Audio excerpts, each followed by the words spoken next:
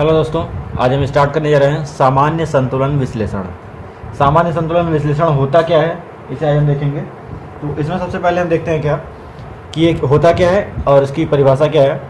तो सामान्य तौर पर सामान्य संतुलन विश्लेषण समष्टि अर्थशास्त्र का अंग है। ठीक है, ये किसका अंग है? समष्टि अर्थशास्त्र का। ठीक है, परंतु कुछ अर्थशास्त्रियों ने इसका अध्ययन व्यष्टि अर्थशास्त्र के अंतर्गत किया है। ठीक, व्यष्टि अर्थशास्त्र और समष्टि अर्थशास्त्र में देखिए, आपको मेन चीज़ बता दें, व्यष्टि अर्थशास्त्र होता क्या है और समष्टि अर्थशास्त्र होता क्या है। ठीक है, व्यष्टि का मतलब होता है माइक्रो इकोनॉमिक। ठीक है, हमारे पास जो दिया हुआ है यहाँ पे, ये जो दिया है यहाँ, इसका हम अर्थ करते हैं, ये मैक्रो इकोनॉमी यहाँ हो गया और यहाँ पे माइक्रो इकोनॉमी। ठीक है, तो इनका अर्थ समझ लीजिए आप लोग अच्छे से। माइक्रो का मतलब होता है, यानी व्यष्टि अर्थशास्त्र का मतलब होता है बहुत छोटे छोटे अर्थशास्त्र के पहलुओं का हम अध्ययन करते हैं, और समष्टि अर्थशास्त्र में हम बड़े बड़े डेटा लेकर के उसमें उसका अध्ययन करते हैं। ठीक है, तो व्यष्टि अर्थशास्त्र के घटक के रूप में यह सिद्धांत संपूर्ण अर्थव्यवस्था में मांग और पूर्ति के व्यवहार को समझने का प्रयास करता है। ठीक, इसमें क्या होता है, व्यष्टि अर्थशास्त्र जो है वो क्या करता है, पूरे संपूर्ण मांग और पूर्ति यानी डिमांड और सप्लाई के बिहेवियर को समझने का प्रयास करता है। इसके अंतर्गत मांग एवं पूर्ति की कीमतों पर क्या प्रभाव पड़ेगा, इसका भी अध्ययन किया जाता है। इससे ये पता चलता है कि डिमांड और सप्लाई में क्या इफेक्ट पड़ेगा, उससे भी हम इसका अध्ययन करते हैं इसके द्वारा।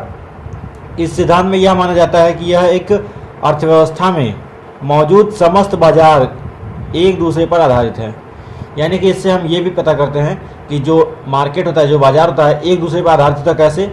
यहाँ मांग और पूर्ति, जितनी मांग है उसके हिसाब से पूर्ति है या नहीं है, इसके हिसाब, यानी कि ये भी एक दूसरे पे निर्भर करते हैं। यही मेन जो किसी बाजार को अगर उसकी परिभाषा देने के लिए अगर देखा जाए तो उसकी मांग और पूर्ति पर ही उसकी परिभाषा दी जाती है बाजार की। ठीक है, कि आपसी अंतर क्रिया के चलते ही सामान्य संतुलन उत्पन्न होता है। यानी कि मांग और पूर्ति का जो आपसी तालमेल रहेगा उसी के हिसाब से सामान्य संतुलन की स्थिति उत्पन्न होती है। ठीक, अब इसके बाद आते हैं सामान्य संतुलन विश्लेषण सिद्धांत की निम्न सीमाएं हैं। इसकी सीमाएं क्या है, इसकी कुछ लिमिटेशन है। यह कई अवधारणाओं पर आधारित है, अतः इसमें अवास्तविकता की सीमा पाई जाती है। यानी कि इसमें क्या होगा, अवास्तविकता, यानी वास्तविकता नहीं पाया जाएगा, और ये कई अवधारणाओं पर आधारित होता है।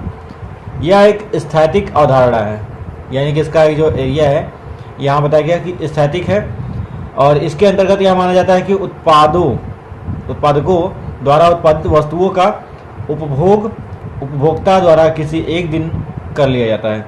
यानी कोई भी उत्पादन है उसका हम उपभोग क्या करते हैं, एक ही दिन में करके ख़त्म कर देते हैं। ठीक है, तो यहाँ पे ये हो गया। अब इसके बाद हम देखेंगे इसके आगे। अतः यह स्वायत्व की सीमा से ग्रसित होता है। यह सामान्य वस्तु स्थिति को इंगित करता है तथा इसमें विशिष्टता की सीमा पाई जाती है। यानी इसमें विशिष्टता पाई जाएगी, इसको देखेंगे हम।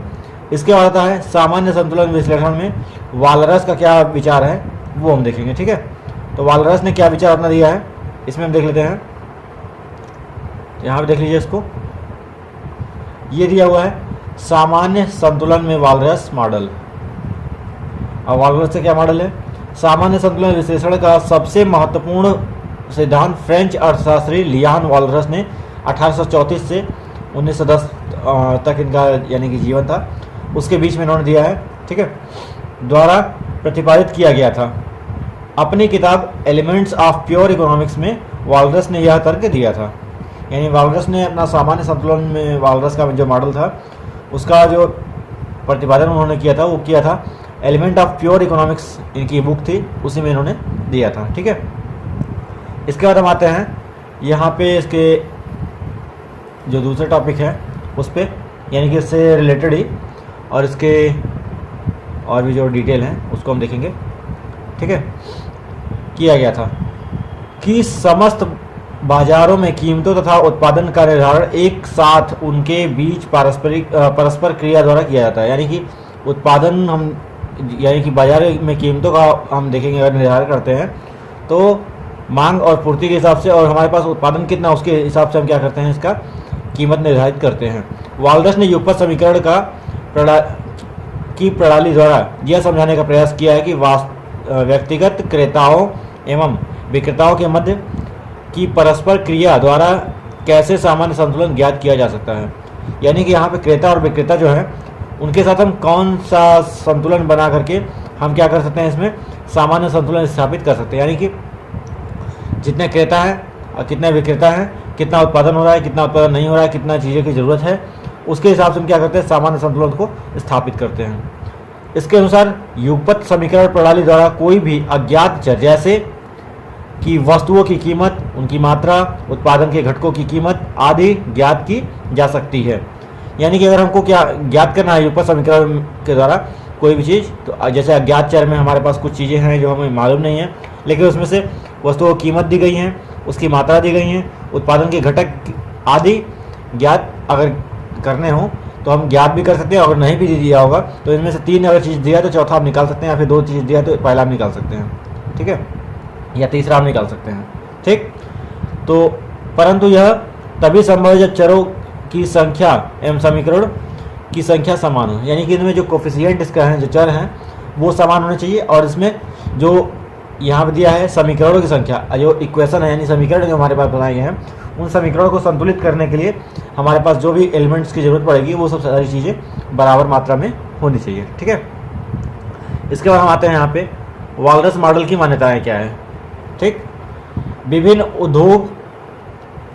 उद्योगों तथा स्थानों के मध्य उत्पत्ति के साधन पूर्णतः गतिशील होते हैं। यानी उत्पत्ति के साधन जो होंगे हमारे यहाँ पे पूर्ण तरीके से गतिशील होंगे, स्थिर नहीं होंगे। उत्पादन सेवाओं की सभी इकाइयाँ एक रूप तथा सजाती होती हैं। यानी कि जो उत्पादन की इकाइयाँ होंगी, जैसे हम अगर मान लेते हैं कि 5 वाला बिस्किट ही बनाते हैं, तो हमारे पास जितने भी उत्पादन होंगे वो सभी एक ही बराबर होंगे। ये नहीं कि 5 वाले बिस्कुट में किसी में 4 है तो किसी में 10 है, ऐसा भी नहीं होंगे। तो यहाँ पे उत्पादन की जो इकाइयाँ हैं वो समान हो गई, और सजाती है इनका जो ऊपर का जैसे मान लेते हैं रैपर होता है, यानी पैकेट जो होती है वो भी एक ही शेप में और एक ही डिजाइन का होना चाहिए, एक ही लोगो होना चाहिए। तब इससे क्या होता है, उत्पादन यहाँ पे ये जो इसके मान्यताएं दी गई हैं वाल्रस की, उसके आधारित, यानी कि वाल्रस की मान्यताओं की कुछ विशेषता जो है, यानी इन्होंने जो मान्यताएं बताई हैं वो इसी पर आधारित है, ठीक है। जैसे उत्पादन की सेवाओं की सभी इकाइयाँ एक रूप यानी एक समान होनी चाहिए तथा उनमें सजातीयता, यानी कि सभी में जो भी गुण होते हैं सारे गुण एक समान होने चाहिए सारे प्रोडक्ट में। उपभोक्ताओं की रुचि अधिमान वक्र द्वारा प्रदर्शित की जाती है। यानी उनकी जो रुचि होती है वो अधिमान वक्र के द्वारा प्रदर्शित की जाती है। अधिमान वक्र ऊपर होगा या नीचे होगा वो डिपेंड करता है उनकी उपभोक्ताओं की रुचि के ऊपर, ठीक है। श्रम व अन्य साधन पूर्ण रोजगार की स्थिति में होते हैं। श्रम और जो अन्य साधन जो होंगे वो पूर्ण रोजगार की स्थिति में होंगे। कब? जब क्या होगा, उत्पादन और यानी कि सामान्य संतुलन बना रहेगा तब के लिए। वस्तु तथा उत्पत्ति साधनों में बाजार पूर्णतः प्रतियोगी होगी, यानी कि इनमें फुल कंपटीशन पाया जाएगा, यानी कंपटीशन पाया जाएगा पूरी तरीके से, ठीक है। उत्पादन प्रणाली तथा तकनीकी में परिवर्तन नहीं होता है। इसमें हम उत्पादन की प्रणाली जो हमारी है उसमें हम कोई परिवर्तन नहीं कर सकते हैं। उसके बाद हम तकनीकी में, टेक्नोलॉजी में भी कोई चेंज हम नहीं कर सकते हैं, ठीक है। उत्पादन पर उत्पत्ति समता नियम क्रियाशील होता है, यानी प्रोडक्शन जो हमारा होगा उस पर क्या होगा, उत्पत्ति समता नियम का जो रूल होगा वो एक्टिव होगा, और सभी उत्पादन इकाइयाँ उसी के अंतर्गत उत्पादन करती हैं। और जो हमारी उत्पादन की इकाइयाँ होंगी, यानी जो हमारे फर्म होंगे, वो क्या करेंगे, सभी एक लिमिट में, एक दायरे में रह करके उसका क्या करेंगे, उत्पादन करेंगे, ठीक है। यानी जो एक बड़ी फैक्ट्री यानी इंडस्ट्री होती है वो बता देती है कि हाँ ये उत्पादन करना है, इस मात्रा में करना है, तो वो अपना उत्पादन करते रहेंगे, उसमें कोई चेंजिंग नहीं की जाएगी। उपभोक्ता का लक्ष्य अपनी संतुष्टि को अधिकतम करने का होता है एवं उत्पादक का लक्ष्य अपने लाभ को अधिकतम करना होता है। अब उपभोक्ता जैसे होता है, मान लेते हैं हम ही हैं, अब हमें क्या करना है, कोई सामान, एक जींस ही ले लेना है। अब हम जींस ले लिए, अब उससे हमें अधिकतम संतुष्टि प्राप्त करनी है, यानी कि उसको हम इतना यूज़ करेंगे, उतना यूज़ करेंगे कि अब जब तक उब नहीं जाते हैं तब तक हमको संतुष्टि प्राप्त नहीं होती है उससे, ठीक है। और यहाँ पर उत्पादक जो होगा वो क्या करेगा, उसी जींस को बना करके उसमें अधिक से अधिक रेट में बेचना चाहिए, जिससे कि उसको क्या हो, अधिक से अधिक लाभ प्राप्त हो सके, ठीक है। तो ये था इसमें, और उसके बाद फिर हम देखेंगे और भी इसके आगे का डिटेल, ठीक है। तो जो चीज़ें आपको सब मतलब ज़रूरत की नहीं है उसको हम नहीं बता रहे हैं। अब यहाँ पे आता है सामान्य संतुलन विश्लेषण की परिसीमाएं। अब इसकी क्या कुछ बाउंडेशन है, कुछ रूल रेगुलेशन है, उसको भी देख लेंगे।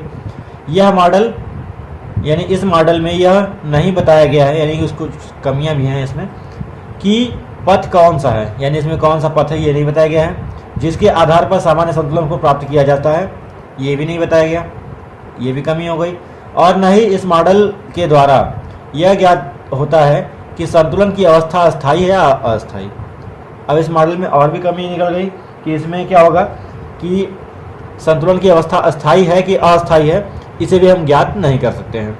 ठीक है, वालरस मॉडल की बहुत सी मान्यताओं को मॉडल के समीकरण में इसलिए पृथक नहीं किया जा सकता है क्योंकि ये समकालीन यानी समकालिक समीकरणों के सामूहिक रूप में शामिल हैं।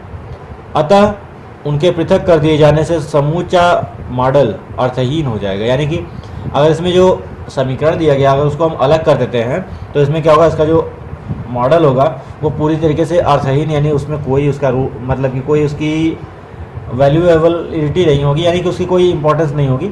ठीक है, इसके बाद हम देखेंगे आगे। यहाँ पे हमारे पास जो लास्ट इसका दिया हुआ है, यह मॉडल बहुत सारी उन अवास्तविक मान्यताओं पर आधारित है जो हमारे दिन प्रतिदिन के जीवन में नहीं पाई जाती हैं। इस मॉडल का प्रमुख आधार पूर्ण प्रतियोगिता का विचार है जो एक मिथ्या है। यानी इस मॉडल में हमारे पास ये देखा जाएगा कि हमारे ये डेली की लाइफ में ये नहीं पाई जाती हैं, हमारे दिन प्रतिदिन के जीवन में नहीं पाई जाती, ये देखेंगे हम। इस मॉडल का प्रमुख आधार पूर्ण प्रतियोगिता पर विचार नहीं करता है, विचार करता है यानी कि एक मिथ्या यानी कि झूठ है। इसमें यह पूर्ण प्रतियोगिता पर विचार करता ही नहीं है, सबसे बड़ी इसमें ये कमी है। ठीक है, तो ये था आपका इसमें जो टॉपिक आपका था, क्या था वो, सामान्य संतुलन विश्लेषण। ये पूरी तरीके से क्लियर हो गया। ठीक है, और इसका जो मॉडल हमने आपको बताया अभी वो था वालरस मॉडल। ठीक है, इसके बाद हम देखेंगे क्या, इसके बाद हमारे जो नेक्स्ट टॉपिक होंगे वो होगा कल्याणकारी अर्थशास्त्र। ठीक है, वेलफेयर इकोनॉमिक्स। तो उसमें हम देखेंगे क्या होता है क्या नहीं होता है। तो जो लोग अभी तक चैनल पर नए हैं चैनल सब्सक्राइब कर लीजिए, बेल आइकन प्रेस कर लीजिए और वीडियो को ज़्यादा से ज़्यादा लाइक शेयर सब करते रहिए। और ये वीडियो ज़्यादा से ज़्यादा शेयर करिए इसलिए क्योंकि इससे आपके जो दोस्त हैं वो भी अच्छे तरीके से तैयारी कर सकेंगे और साथ ही साथ इकोनॉमिक्स में या फिर इकोनॉमिक्स से रिलेटेड जितनी भी तैयारी करते हैं या फिर हर कंपटीशन में ऐसे इकोनॉमिक्स आता है, कुछ ना कुछ एक दो क्वेश्चन तो आते ही रहते हैं। और जो लोग इकोनॉमिक्स की पढ़ाई कर रहे हैं उनके लिए सबसे ज़्यादा इंपॉर्टेंट टॉपिक ये सब था। तो इसमें अगर आपको कोई भी डाउट होता है तो आप हमें कमेंट बॉक्स में कमेंट करके क्वेश्चन पूछ सकते हैं। और वीडियो से बने रहने के लिए थैंक यू फॉर वॉचिंग।